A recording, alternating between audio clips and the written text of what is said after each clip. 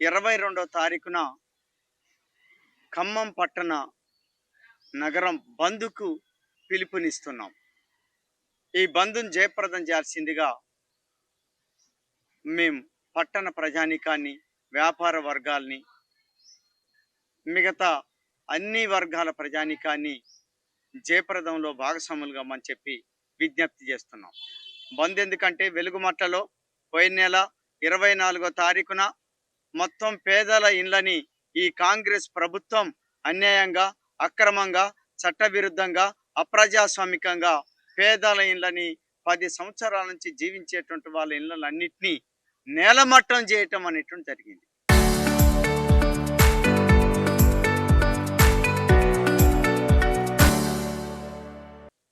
ఇది అన్యాయం అనేటువంటి చెప్పి మేము ఆ రోజు నుంచి ఆందోళన చేస్తున్నాం. మా ఆందోళన ఫలితంగా కొంతమందికి అక్కడ ఇండ్లు ఇస్తామని చెప్పి ఈ ప్రభుత్వం ప్రకటించింది.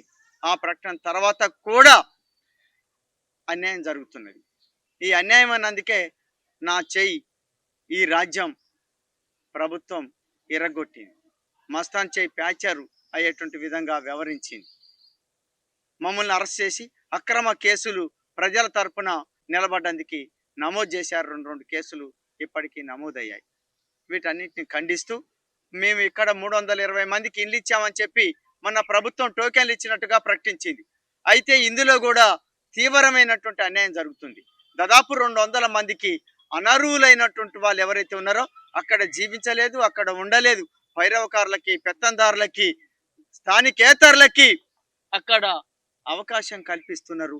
అసలైనటువంటి ఒక నిర్వాసితులు ఎవరైతే ఉన్నారో 750 మంది ఉన్నారని చెప్పి ప్రభుత్వమే ప్రకటన చేసింది. సుమారు 1000 మంది వరకు ఉంటారు. వారందరికి అక్కడ అదే ప్లేస్ మీద ఇల్లు నిర్మాణం చేయమని చెప్పి మేము ఆ రోజు నుంచి ఈ రోజు వరకు డిమాండ్ చేస్తున్నాం. ఇల్లు కూలిపోయిన వారికి నష్టపరిహారం అనేటువంటి చెప్పి కోరుతున్నాం. అయినా ప్రభుత్వం, పాలకులు తగిన విధంగా వ్యవహరించకుండా పేదలకి అన్యాయం చేస్తూ అక్కడ ఇల్లు కూలిపోయినటువంటి వాళ్ళు ఎవరైతే ఉన్నారో వాళ్ళకి అక్కడ ఇల్లు కట్టించేటువంటి ఒక చర్యల్ని చేపట్టలే. తూతూ మంత్రంగా కొంతమందికి మాత్రమే ఇచ్చింది. తిరిగి అనర్హులైనటువంటి వాళ్ళకి అవకాశం కల్పిస్తుంది. దీన్ని వ్యతిరేకిస్తున్నాం. వెలుగుమట్లలో దాదాపుగా 62 ఎకరాల 7 గుంటల భూమి ఉంది. 31 ఎకరంలో ఇప్పుడు ప్రజలు ఇల్లు కట్టుకున్నారు. మిగతా 31 ఎకరం రియల్ ఎస్టేట్ వ్యాపారుల కబంధ హస్తాల కింద ఉన్నది.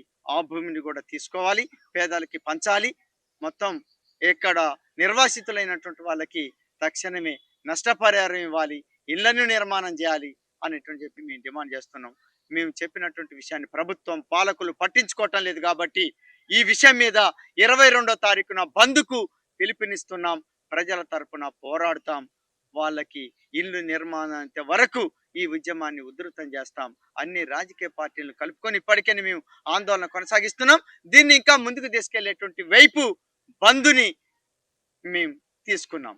ఖమ్మం పట్టణ బంద్లో ప్రజానీకం అంతా పాల్గొని మాకు సహకరించాల్సిందిగా వ్యాపార వర్గాలకి, ఆటో వాళ్ళకి, మిగతా అన్ని రకాలైనటువంటి ప్రజానీకానికి విజ్ఞప్తి చేస్తున్నాం.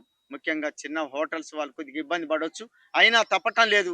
పేదలకు అన్యాయం జరిగింది కాబట్టి ఈ పేదల తరపున నిలబడాల్సినటువంటి అవసరం అనేటువంటిది ఉన్నది. మీడియా కూడా దానికి అనుగుణంగా ఆలోచించమని చెప్పి వారికి కూడా విజ్ఞప్తి చేస్తున్నాం. ఈ బంద్ని ప్రకటించామో లేదో ప్రభుత్వ యంత్రాంగం ఎమ్మటి అలర్ట్ అయిపోయాది.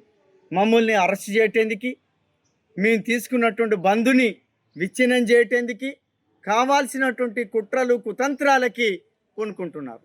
నిర్బంధాలతోటి, అక్రమ అరెస్టులతోటి, తప్పుడు కేసులతోటి ప్రజా ఉద్యమాల్ని వెనక్కి కొట్టొచ్చు, లేదా భూదాన భూముల్ని అక్రమంగా ఆక్రమించుకొని అక్కడెవరికో దోషిపెట్టేటువంటి వైపు ప్రయత్నం చేయొచ్చు అనేటువంటిది అనుకుంటే మాత్రం ఇంతకంటే ఎర్రిబాగులతనం మరొకటి ఉండదు. గత ప్రభుత్వాలు కూడా ఇదే వైఖరితోటి ప్రజల పైన కత్తిగట్టి, ప్రజల పైన రొమ్ములొడ్డినటువంటి ఏ పాలకుడు కూడా ముందుకు పోలేదు. తిరిగి ఈ ప్రభుత్వానికి కూడా అదే జరుగుతుంది. రేవంత్ రెడ్డి గారు ఏం చెప్పాడు? 6 గ్యారంటీలు ఇచ్చాడు. అధికారంకి వచ్చే ముందు 7వ గ్యారంటీ ఇచ్చాడు. ఆ 7వ గ్యారంటీ అనేటువంటి ప్రజాస్వామ్యాన్ని రక్షిస్తానన్నాడు. ఆ ప్రజాస్వామ్యాన్ని ఈరోజు వెలుగుమట్టలో పాతర పెడుతున్నాడు, కూనీ చేస్తున్నాడు. కాబట్టి ఈ విషయాన్ని కూడా విద్యార్థులు, మేధావులు, ప్రజానీకం అందరూ అర్థం చేసుకొని రేవంత్ రెడ్డి గారి ప్రజా వ్యతిరేకమైనటువంటి వైఖరిని వ్యతిరేకించాల్సిందిగా, ఈ బంద్ సందర్భంగా అర్థం చేసుకోవాల్సిందిగా ఖమ్మం ప్రజానీకానికి మేము విజ్ఞప్తి చేసి చెప్తున్నాం. ఈ నెల 22వ తారీఖు బంద్కు పిలుపు ఇవ్వటం అనేటువంటి జరిగింది. ఈ బంద్కు అన్ని వర్గాల ప్రజలు సహకరించాల్సిందిగా మేము విజ్ఞప్తి చేస్తూ ఉన్నాం.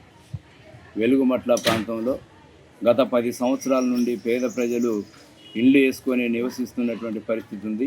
వాటిని దుర్మార్గంగా ప్రభుత్వం కూల్చివేసినటువంటి స్థితిని మనం చూసాం. ప్రభుత్వాన్ని మేము డిమాండ్ చేస్తూ ఉన్నాం.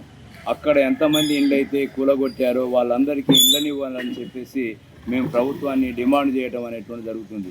కానీ ప్రభుత్వం ఇప్పటి వరకు నిజమైనటువంటి అక్కడ 750 కుటుంబాలు నివసిస్తున్నటువంటి ఈ సందర్భంలో అక్కడ నివసిస్తున్నటువంటి వాళ్ళకి దాదాపు 150 లోపు మాత్రమే ఇల్లు ఇవ్వటం అనేటువంటి జరిగింది.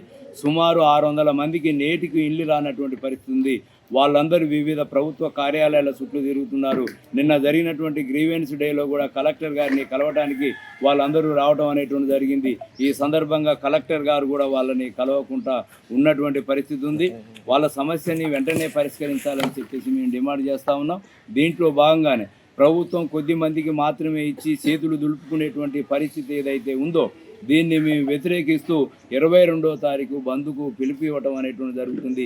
దీన్ని అన్ని వర్గాల ప్రజలు అర్థం చేసుకోవాల్సిందిగా, పేద ప్రజలకు జరుగుతున్నటువంటి అన్యాయం ఏదైతే ఉందో ఆ అన్యాయాన్ని పరిష్కారం అయ్యే వరకు మేము ఉద్యమాన్ని కొనసాగిస్తామని చెప్పేసి ఈ సందర్భంగా తెలియజేస్తున్నాం.